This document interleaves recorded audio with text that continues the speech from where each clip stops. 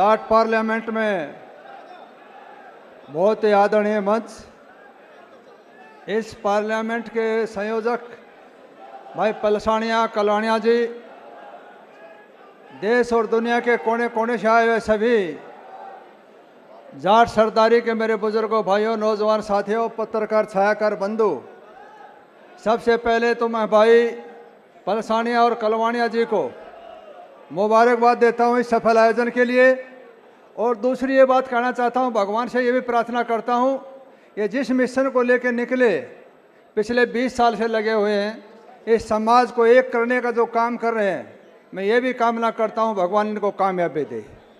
2-3 बात मैं भाइयों को बताना चाहता हूँ। आज पूरी दुनिया इंटरनेट और कंप्यूटर का ज़माना है।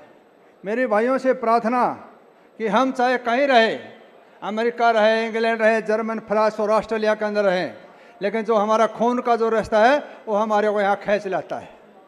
एकाग्रता है हमारी जो खून के अंदर जो है, जो हमको बुलाती है। इसलिए आज से प्रेरणा ले लें कि हमने एक दूसरे का सहयोग करना है, एक दूसरे की टांग नहीं खींचनी। हमारे समाज के अंदर सबसे गरीब बात यह है कि हम एक दूसरे को नीचा दिखाने में लगे रहते हैं। हम सब ने आगे बढ़ना है।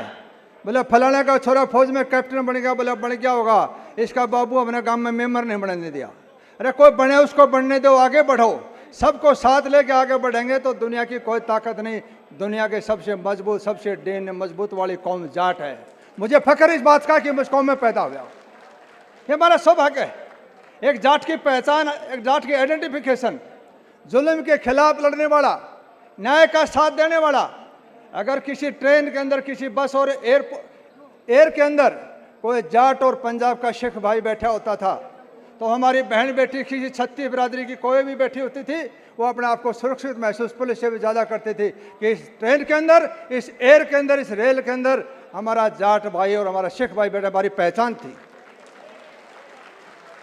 लेकिन आज पूरे समाज के अंदर मुझे ये भी कहने में कोई संकोच नहीं है कि आज हमारे समाज के अंदर जो हमारा नौजवान साथी है, हम सबका कर्तव्य बनता है, जो रास्ता भटक रहा है, बेरोजगारी के कारण दूसरे अपराध की तरफ बढ़ रहा है, आज से प्रेरणा ले ले, कसम खा लें कि हमने अपने बच्चों को बुराई से रोकना, नशे से रोकना है।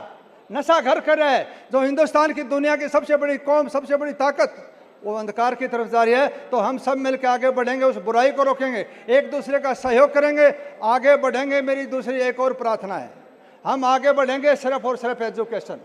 आज इंटरनेट और कंप्यूटर का ज़माना है, अपने बच्चों को अच्छी तालीम देके आगे बढ़ेंगे। जिस प्रकार के ये नौजवान साथी लगे हुए हैं पूरे समाज को एक दूसरे की मदद करने में, विदेश में भेजने में, रोजगार देने में भी, सबको साथ लेकर आगे बढ़ेंगे तो व्यवस्था बनेगी। लेकिन मैं ये कहना चाहता हूँ, इसे मुझे ये कहने में भी कोई संकोच नहीं कि हमारे देश के अंदर जब मनु जी ने ये जातिवादी का जो वर्णन किया था, अलग अलग वर्ग बनाए थे, शायद हो सकता उस समय की जरूरत हो, लेकिन उसके बाद आज सदियाँ बीतने के बावजूद भी आज पूरा समाज जो जाति पाति के अंदर बट गया, और जाति पाति के मुखिया अपने आप की राजनीति निखारने में तो कामयाब हो गए, लेकिन समाज के अंदर जाति पाति का जहर घुल गया। आज ये कसम खा के जाएं कि हम छत्तीस बिरादरी के सब भाई बगैर भाइयों के सहयोग से आगे नहीं बढ़ सकते। देश मजबूत जब होगा, जब हर आदमी का सहयोग होगा, सबको साथ लेकर आगे बढ़ेंगे, उसमें हमारा योगदान 100% योगदान होगा। हम आगे बढ़ेंगे, हम मुखिया हैं, हमारे साथ हमारे डीएनए में मजबूती है। इस ताकत का सदुपयोग करके आगे बढ़ेंगे। पुणे भारत विश्व गुरु बने, पुणे भारत सोने चिड़िया बने, उसमें हमारा योगदान हो। हमारे दुनिया में, खेलों में, कुश्ती में, किसी भी प्रकार की हमारा सबसे बड़ा योगदान है। इसलिए मेरी भाइयों से प्रार्थना है, 2-3 नारे मेरे कहने से लगाना कि आपकी आवाज़ हर दूर तक जाए।